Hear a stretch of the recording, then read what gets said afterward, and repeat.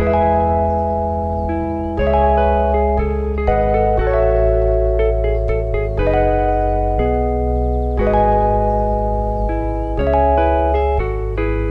at you! You did it! Seconders, doubly so. Welcome back, you wonderful people who matter so very, very much, and who now know why you matter so very, very much. First thing is first, I want to hear from you. You're inevitably going to have parts of your life that relate to the concepts of the Laughing Matters that I would never be able to discover on my own. You're going to have things that seem so obvious after what you've learned that the rest of us are pretty oblivious to. Go to r/The Laughing Matters on Reddit and post them so that everybody else can learn from you, including myself. If you haven't already, take a look around your own life, your own unique facet. I bet you find tons of stuff that relate to these concepts or evidence of the concepts that you are uniquely qualified to find and to understand. That's how I wound up understanding all of this. I had a whole lifetime of events that I learned from and knowledge that I acquired from books and from life, and you've definitely read writers' thoughts that I haven't, pursued lines of inquiry and study that I haven't, and found understandings that I haven't, and lived a life that I haven't. It's like setting down a plot to mine some gold, but it doesn't matter how many people set down plots. There's still going to be plenty of gold for each of them without affecting the price of gold. It's not a perfect metaphor, but I think you kind of see what I'm driving at. It doesn't dilute the waters. Share them with others that don't know the book or the podcast, but also share them amongst each other. You, I, we have the ability to help them see through these murky waters, to see what holds us down, what's tearing us apart, and to help them find a way that leads to something fulfilling, enlightening, unburdening. To see what our secret pain is, so that inflicting it is no longer something that they do offhandedly. It becomes a conscious decision that they actually have to make in order to do it. And a lot of the time, that's enough to make a really big change. Alright, that said, I do want to add a little note here on confirmations, a thought that I had once the book was done. So I want you to remember that it's rather crucial to the whole system of belief that confirmation comes after belief, like courage after the thing you needed it for.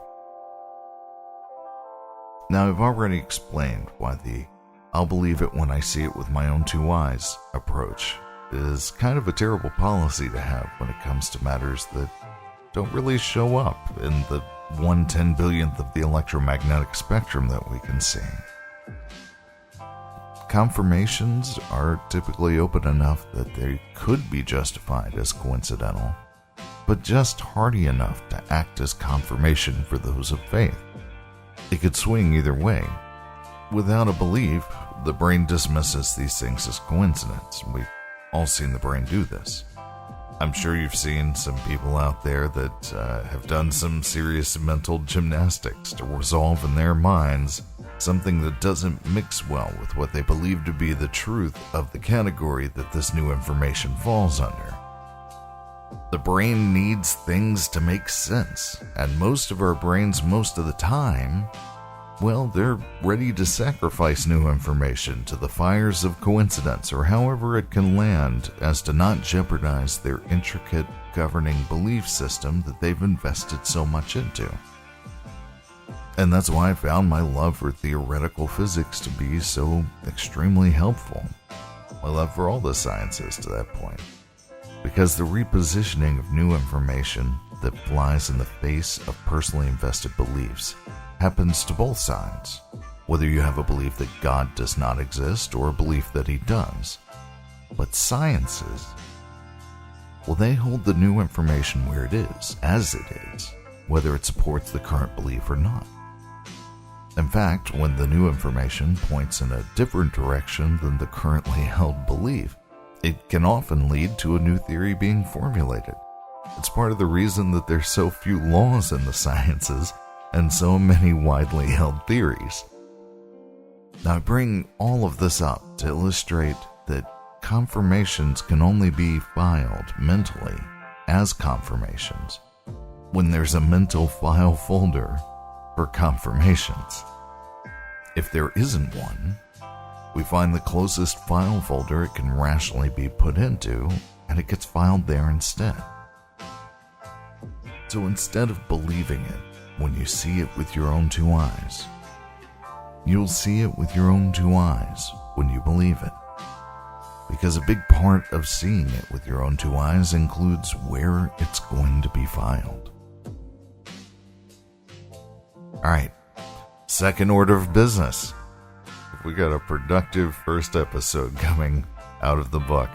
I want to give you this little thing that I make a point of doing frequently that has made a huge impact on my day-to-day, and it makes every day that I do it better. It costs nothing more than a few seconds of my time, a moment or two of thought, and a single gust of breath from my chest, which let's face it, I was just going to breathe that breath out anyway, so no biggie. Oh, and the very best part of it is, it also throws some really great good out there. Some greater good. It throws some really greater good out there. So I'll fill you in on what I've been doing.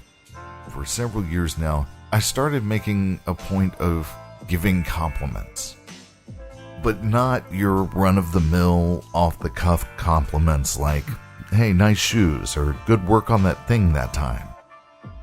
You see, I added this little modification that seems to really increase the potency in how the compliment is taken by significant amounts.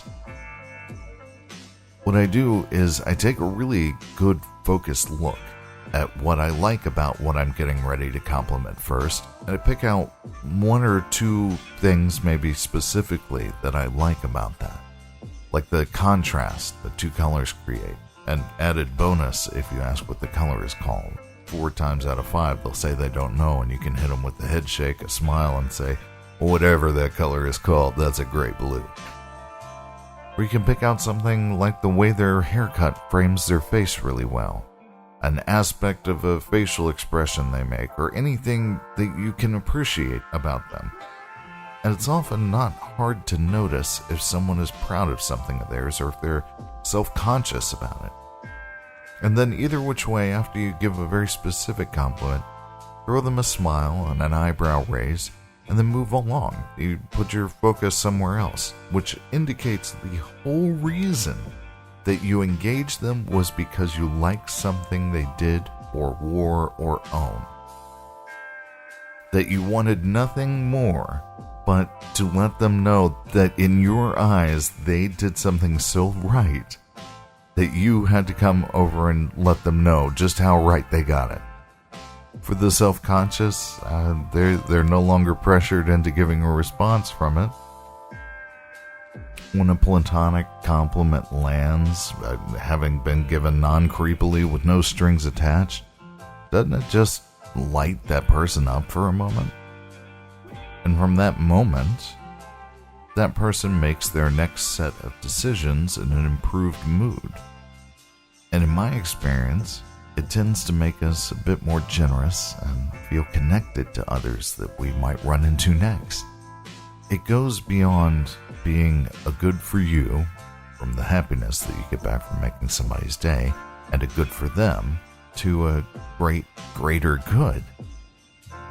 One that ripples out and makes ripples of its own that ripple out and make ripples of their own, and on it goes. And you did that with nothing more than a few seconds of your time, a moment or two of thought, and a single gust of breath. And let's face it, you were gonna breathe that breath out anyway. And you know what?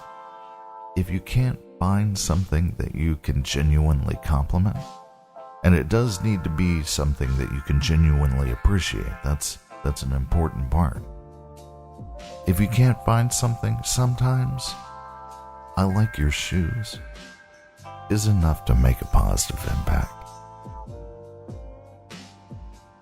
So another practice I've made, and this really isn't much of a practice so much as just a thing that I've always done that I've noticed not everybody does. So another thing that I do is when somebody gets really excited about something, I start asking questions about it. Even if it's something that I know a great deal about, I like to feign ignorance on the topic. And what that kind of gives them an opportunity to do is to teach somebody who is excitedly listening about something that they're passionate about. I get to hear somebody get excited about something they love, and typically I learn things that I didn't know about it. People talking about their passions passionately is something electric in this world. It's something that can draw you forward and make you love them individually a bit more if you let it. I like to try and imagine what they're talking about as if there was nothing else to see or hear or to change the subject to. I try to paint mental pictures. I ask questions during pauses to try and flesh out my understanding and to fill in parts of that picture that I'm painting of what they're talking about. And if I hear a spike of excitement, I'll grin and encourage them to, keep going by tilting my head and raising my eyebrow. I guess curious amusement, you might call that facial expression. Sometimes it's just about them. Isn't it fantastic when someone takes a genuine interest in something that you are passionate about? And sometimes, it's a little bit of a sacrifice, but a lot of the time, it turns into a rather wonderful conversation. Now, this is especially a great method if you discover that they have an opposing opinion to yours. They will respect your views significantly more if you respected theirs first and gave them an active listen. When you ask questions, let them be motivated by your want to understand as well as you can why they feel so strongly about whatever it is that they're passionate about. Go ahead and check your teacup. Dump the rest of your tea out so you can get theirs as it is. And remember two key things here. Listening and gaining understanding does not mean that you have to believe what you learn or understand. I've heard out several people who had completely opposing opinions, and I can understand why several of them feel the way that they do. But it doesn't mean that I believe what they believe. It just means I have a much better idea of where our beliefs differ and why. Instead of trying to show them the weak points in their argument and why they're wrong, I put the brunt of my effort towards trying to understand why they feel they are right. If you listened to my book prior to this episode, then you'll understand when I say I empty my cup first and try their tea as it is. The other key thing to remember, though, is it's their belief to have. Remember that. And their journey to reach their understandings and yours to understand yours. Don't attempt to sway them. Simply forge bonds over what common grounds you both share. And if they show interest in knowing your opposing belief, start your approaches from those common grounds, build from them. It allows them to build their understandings of what you believe on sturdy foundations that they've already built.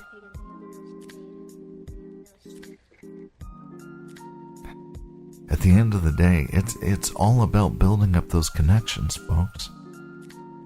Increase trust, increase generosity, increase how much you care about somebody you don't know. We had a hard year in 2020. And one of the huge reasons it was so hard was we were forced to separate. We were all cut off from anyone we weren't living with.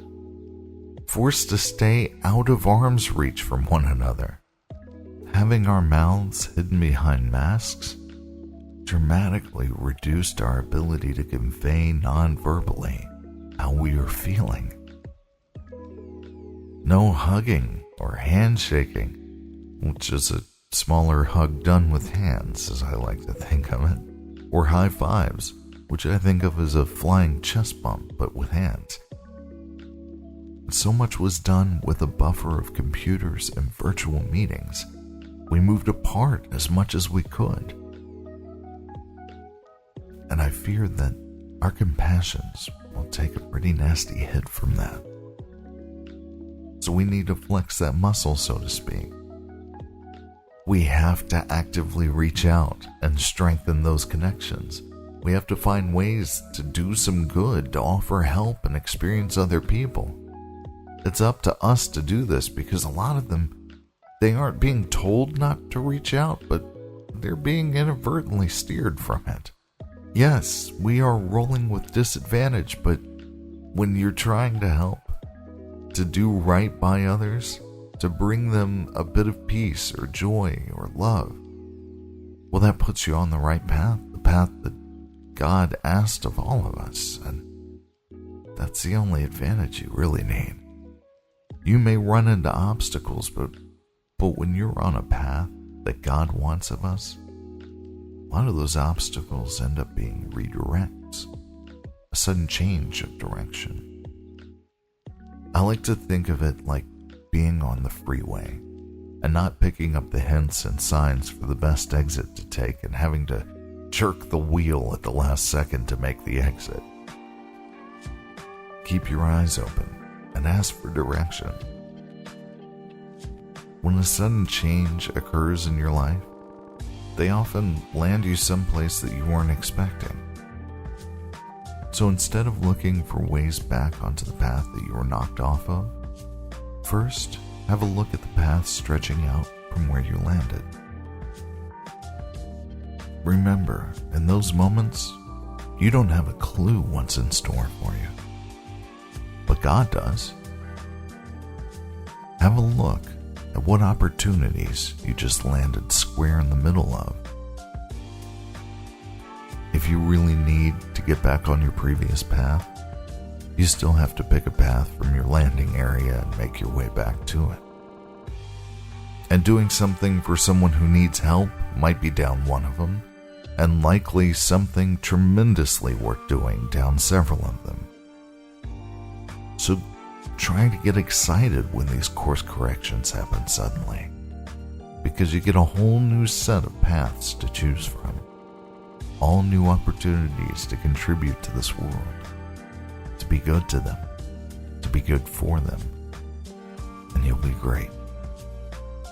Be sweet. Bye, everybody. You can check out the YouTube channel at youtube.com/couldhelp. You can contact the podcast at willhelpmail@gmail.com and come talk about this stuff, ask questions, and hear what others think at r/The Laughing Matters on Reddit. You can stay up to date with the show's Facebook page at facebook.com/ICouldHelp and, of course, thelaughingmatters.com.